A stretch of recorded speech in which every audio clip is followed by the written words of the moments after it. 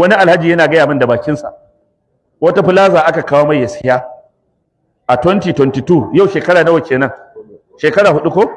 an gama corona yake bani labari wallahi yana faɗin magana ne yana kuka yace plaza da aka kawo mai ya siya ba abin da zai da ita yana tunawa a 1989 ake gina plaza ba na son kama sunan mai kuɗin da yake gina plaza yace ya fito daga gidansa anguwa kaza ya gaji yana jin yunwa bai san yadda zai yi ba sai ya zo tare da ana aiki wurin sai ya samu waye shugaban masu aikin wurin sai aka ce ga su ne ce don Allah ku bani ɗaukar bulo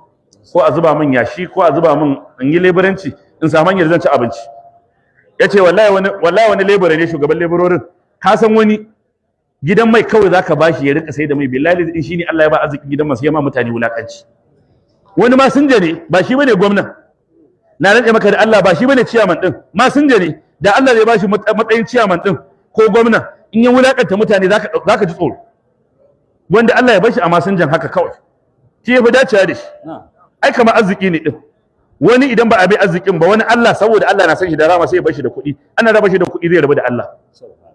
wani kuma Allah ya gada zuciyar shi talauci shine daidai da shi shine zai shiga aljanna an bai da kuɗi yana masallaci wani yana samun miliyan 4 na rantsa maka da Allah ba za kuma jin motsin shi ba nan dai miliyan 4 dai kaji wani yace ko da dan agaji ne a yan agaji mutanen arziki ne ni ban ma taba ganin mutanen kirki din yan agaji ba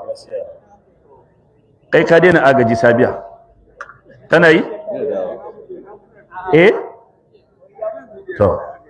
to yan uwana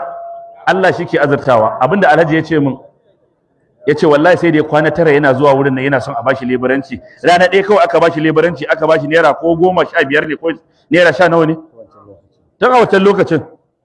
yace haka ya haƙura yace yanzu gashi Allah ya mai arziki yadda Allah ke azurta bawa ba shawara yake ba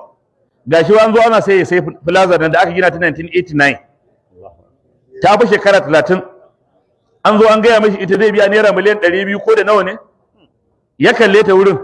yace shi bai san abin da zai da ita ba amma da ya tsaya a wurin yace wallahi sai ya fashe da kuka yana tun lokacin da yake roƙon a bashi dama ya dauki siminti a bashi kuɗi kawai ya kai wurin a matsayin lebura bai ba yanzu gashi ana neman shi ana roƙon shi ya siya ya wuce wurin